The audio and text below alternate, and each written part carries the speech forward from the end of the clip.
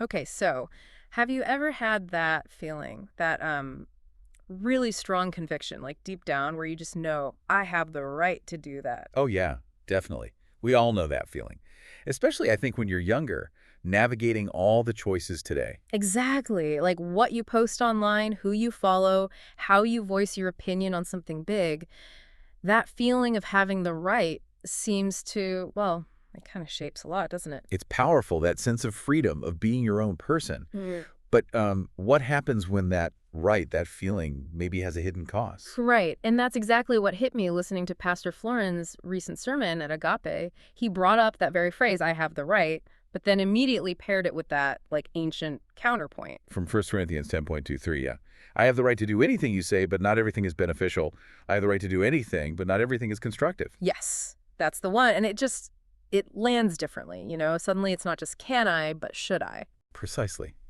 And that's really our mission with this deep dive, isn't it? Not just to replay the sermon, but to take that core idea and really wrestle with it.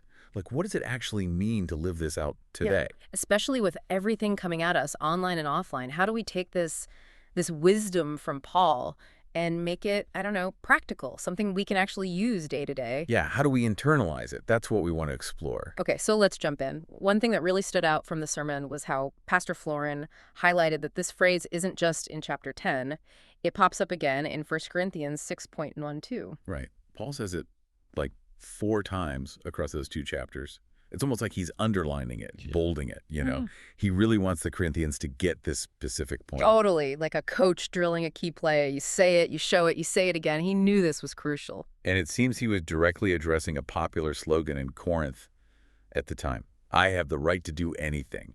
To really grasp why this was such a big deal, kind of need to picture ancient Corinth. Pastor Florin painted it as this land of opportunity and freedom, like a major crossroads. Exactly. Think bustling port city, cultures mixing, commerce booming, new ideas everywhere, kind of like a Silicon Valley or a major global city today. Lots of wealth, lots of pleasure, lots of, well, freedom. Sounds pretty amazing, actually. Almost like the place to be. You probably felt that way. Mm. But that's where Paul brings in the tension. Because all that freedom, that I have the right attitude, wasn't always leading to good things. It often led to, as Pastor Florin put it, bondage to sin and defilement. So Paul wasn't arguing against having rights itself. No, not really. It seems more like he was showing the outcome. Like, okay, you could do anything, but look where it's leading. Look what it's actually building. Or maybe more accurately, what it was tearing down in people's lives and in the community. Wow, okay. That hits close to home, doesn't it? Because our world today feels like that too. Maybe not Corinth exactly, but definitely a land of opportunity and endless freedom and choices. It really does. And while we're not, debating meat sacrificed to idols at dinner parties, Yeah, probably not. the core challenge is identical. We have so many options: what we watch, what we buy, who we interact with online, career paths. Hmm. It's overwhelming. And for young people especially, trying to figure all that out, the pressure is immense. How do you choose Well, that's the practical need, right? How do you sift through all the things you have the right to do and figure out which ones are actually beneficial, which ones are constructive? How do you avoid that subtle kind of bondage Paul warned about, even if it looks like freedom on the surface? Which brings up that first question Paul implies. Beneficial to whom? Because it's easy to think, well, this is good for me, my choices, my lifestyle, focusing on my own happiness. Option one. Yeah. It's beneficial just to me. But Pastor Florin pointed out that often, even without meaning to, that can end up harming others. Maybe subtly, maybe not so subtly. Okay, so what about the opposite? Option 2, focusing only on being beneficial to others. Pouring yourself out completely. That sounds really noble, right? It does sound noble. But the sermon highlighted the danger there, too. If you totally neglect your own well-being, your own needs, you can burn out. You can end up harming yourself. And then you can't really help anyone anyway. So the ideal is option 3, beneficial to others and me, seeking the good for both. But wow, that sounds hard. It is hard. The sermon didn't pretend it was easy. It's less about finding some perfect 50-50 split and more about living in that tension, right? Acknowledging the push and pull, needing like infinite wisdom and knowledge, as the pastor put it, just to navigate it. Yeah, no kidding. And that leads right into the second part of Paul's phrase, not everything is constructive. What are we actually building with our lives, with our choices? Great question. Pastor Florin laid out a few possibilities. Option 1, We try to build based on our own human designs, our own ambitions. And history tells us how that usually goes, right? Yeah, the track record isn't great. Often leads to tyranny, corruption, and misery, as he said. Even if some benefit, many suffer. We've seen that story play out again and again. Okay, not ideal. What was option 2? Option 2 is building, according to what the Bible calls, the kingdom of darkness.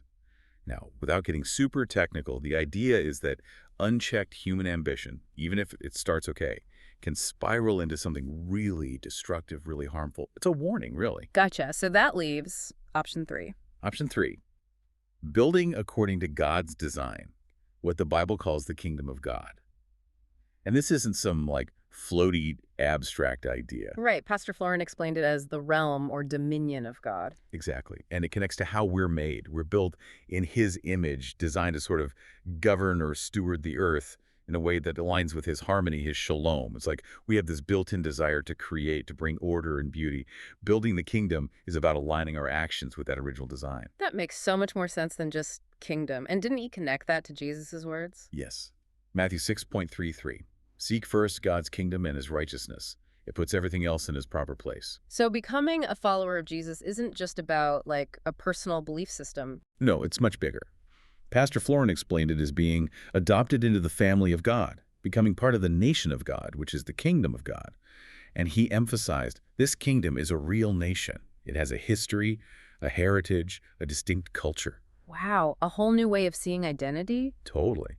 And Jesus says, seek that first, because everything else, our thoughts, our actions, our choices, how we use our rights, it all flows from that foundation.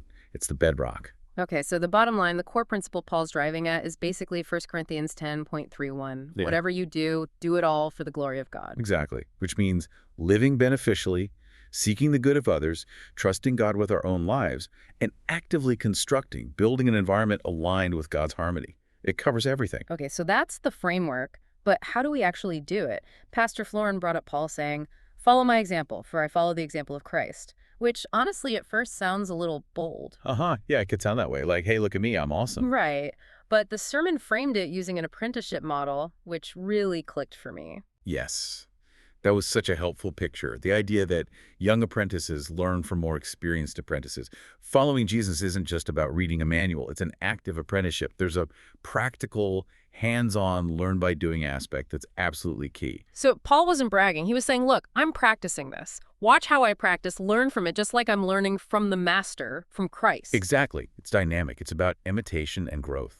And a huge part of that practice, that apprenticeship, is what Paul says right after. Do not cause anyone to stumble. Mm-hmm.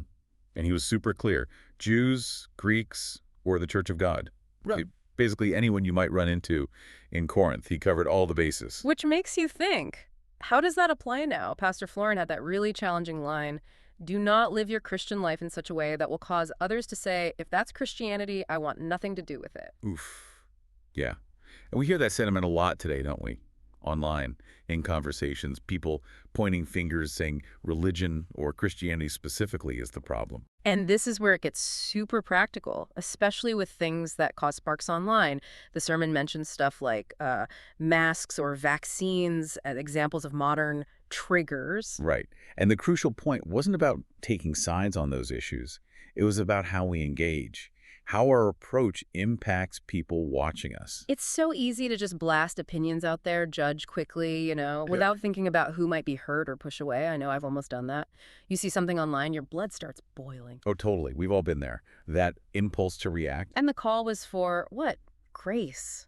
Listening. Keeping our eyes on Jesus's example instead of just adding to the noise and division. Yeah. Remembering that maybe it's better to bridle your freedom sometimes if exercising it is going to trip someone else up. The goal should be to abstain and uplift, not indulge and contribute to someone's sin. So use our rights and freedoms to actively build the kingdom, benefit others, and help, not hinder those maybe struggling with their faith or just watching from the outside. That's the apprenticeship in action. Okay, so we need the how-to. We need practical steps. The sermon gave some really good ones for seeking the good of others. First one, get to know your actual neighbors. Yeah, beyond just the wave, like actually stop. Pastor Florin threw out that challenge. Can you name 5 or 10 people living near you? It's harder than it sounds sometimes. It really is. But it's about making a human connection. Bring cookies, stop to chat when you're out walking, just introduce yourself. Simple stuff. And then apply that same idea at work or school or wherever you hang out. Just get to know someone. No hidden agenda, just connection. Okay, number 3 was about planning. If you do know some people, actually write down like 3 concrete ways you could seek their good.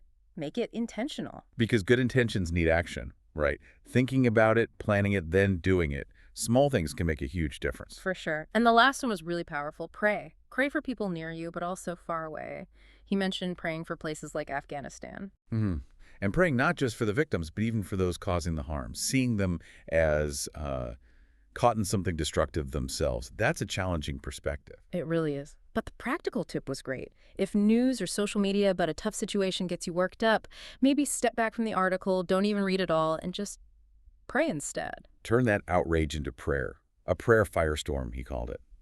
Instead of just consuming negativity, channel it into something potentially transformative. Love that reframe. Okay, so that's seeking others' good. What about the other side? Actively building the kingdom of God. What were the practicals there? First one was pretty straightforward. Invite someone into a community where faith is lived out. Like casually invite them to a gathering, maybe a microchurch, or offer a ride if you're going somewhere. Keep it low pressure, just caring. Makes sense. What else? Number 2 is huge, especially for navigating the online world today. Where? Don't get sucked into building the wrong thing. Pastor Florin talked about divisive content online. Yeah, the stuff designed to make your blood boil. Exactly. He said if a post does that, it's probably engineered to trigger that emotional response. Yeah. You're being manipulated, basically. Your energy is being hijacked for negativity. So true. It feels like that sometimes. You get hooked. So the advice, don't take the bait. Step away. Turn off the screen, put the phone down, go outside, talk to a real person, be kind, go hang out in nature. Even with mosquitoes. Yeah, his line was great. Mosquitoes are better than being triggered. It's about choosing real connection and positivity over online conflict. I love that. So practical. And the third step for building the kingdom. Get involved with what your community is doing to create positive spaces and opportunities. He used their church's Pewaukee property as an example, a physical place that tells a story of hope and restoration just by being there, sparking faith conversations. So find ways to contribute to projects or initiatives that reflect those kingdom values. Volunteering, giving, just being present and ready for those conversations. Exactly. Being part of building something good, something bigger than yourself, right where you are. Okay, so wrapping this all up. This whole deep dive really brings us back to Paul's core message, doesn't it? We have rights, sure, the right to do anything. But the real question is, are our choices beneficial? Are they constructive? Yeah. Are we using our freedom to build God's kingdom, to genuinely seek the good of others, to lift people up, all, as Paul says, for the glory of God? It's about living intentionally. It really is. So maybe the thought to leave everyone with something Pastor Florin sort of hinted at. If our choices are always building something, what does your everyday life, your actual actions and reactions reveal that you are constructing? What kind of world are you helping create day by day? Wow, that's definitely something to chew on. A really good, maybe uncomfortable question to ask ourselves. Well, if this conversation, this deep dive, was helpful for you today, please do subscribe and maybe share it with a friend you think might appreciate it. And remember, you can submit prayer requests online through the website agapechurch.life. There's a prayer team ready to pray specifically for what's on your heart. Yeah, definitely take advantage of that. Oh, and check out our YouTube channel. It's still a bit of a work in progress. We're figuring it out, but hey, it's getting better. Getting there.